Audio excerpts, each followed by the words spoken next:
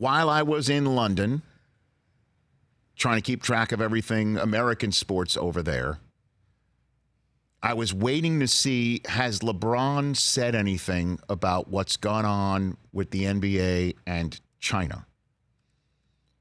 And the answer was no. And no matter what Adam Silver had to say or what James Harden did say in apologizing to the people of China for Daryl Morey, the general manager, tweeting out one symbol of support for the protesters in Hong Kong fighting to keep their freedom that was promised to them when the UK gave the territory to China in the late 90s, and then deleted it. I mean, it was up for literally a couple of minutes. It wasn't up very long, yeah. Had he said anything, nothing really matters until LeBron says something. It's because of who he is, what he stands for, his immense global popularity. Again, the commissioner could say whatever he said, and anybody else could say whatever they said, but nobody compares to LeBron in terms of platform, attention, influence, the number of times that he has had his words parsed when they're tweeted out, when they're Instagrammed out. I've lost track. So yesterday, last night, he spoke on the issue after the Lakers were in China, and there was talk of maybe even canceling the game, being canceled because the Chinese government was so furious. And now he's back after that week away, and this is what he had to say. I'm not here to judge how the league handled the situation. I just think that, when you're misinformed or you're not educated about something, and I'm just talking about, the tweet itself, you never know the ramifications that can happen. We all seen what that did. Not only did for our league, but for all of us in America, for people in China as well. And sometimes you have to think through things that you say that may cause harm, not only for yourself, but for the majority of people. And I think that's just a prime example of that. We all talk about this freedom of speech. Yes, we all do have freedom of speech, but at times there are ramifications for the negative that can happen when you're not thinking about others and you only think about yourself. So I don't believe, I don't want to get into a word or sentence feud with Daryl Morey, but I believe he wasn't educated on the situation at hand, and he spoke, and so many people could have been harmed, not only financially but physically, emotionally, spiritually. So just be careful what we tweet and we say and what we do. Even though yes, we do have freedom of speech, but there can be a lot of negative that comes with that too.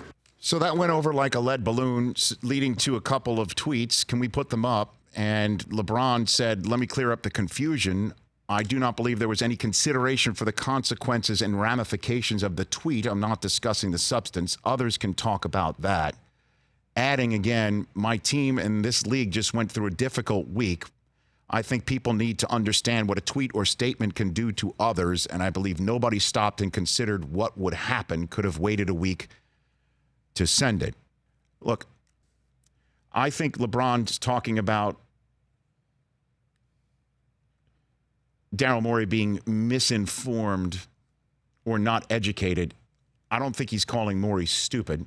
I think that's his way of saying, this is my interpretation of it, that's his way of saying, hey, he doesn't have the shoe deals. He's not trying to put Space Jam out in theaters in China. He doesn't have all that. It's very easy for him to just send out a tweet and not think of all of us who have all of these business deals over there. Very easy for him to do that. That's what he then tried to follow up by saying, I'm not talking about the substance of the tweet. I'm just talking about, hey, we're over there in China. We're there. He's not. We're there for the games, and we have to deal with all of that. This is the most generous way for me to put it, inartful way of handling the situation. And I'm quite stunned, to be very honest with you, that somebody who is normally so buttoned up when it comes to public relations, that after all that time, that's what he came up with, where it's totally misinterpreted about calling Daryl Morey dumb. Trust me, the guy went to MIT. I think he can do the math of all the billions of dollars that's at stake here.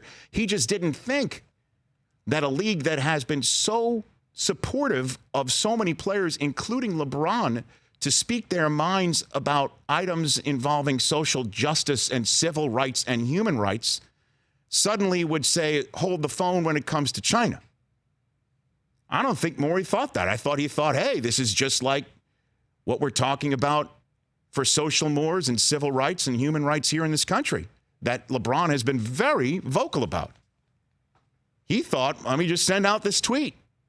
And LeBron's saying to him, you didn't think about all the billions of dollars that everybody's trying to get here. And I wish that it could be some sort of moment straight out of the movie Dave, where a speech could be made, right? That it's some sort of movie script where he can come out and take a stance that we can all, as Americans, hang our hats on, that LeBron handled. But that didn't happen. So because I'm somebody that always wants to improve and give examples or what should have happened, I've written a statement that I wish LeBron would have given. And I don't know if this is fantasy land or not, but I think this is what would have been much better than what we saw from LeBron James last night. Here we go. I wrote this. Going to say this once, and I'm not going to answer any more questions about it because I think we all recognize the sensitivity of the subject matter. I love the Chinese people, and the country of China has been nothing but hospitable to me and my family.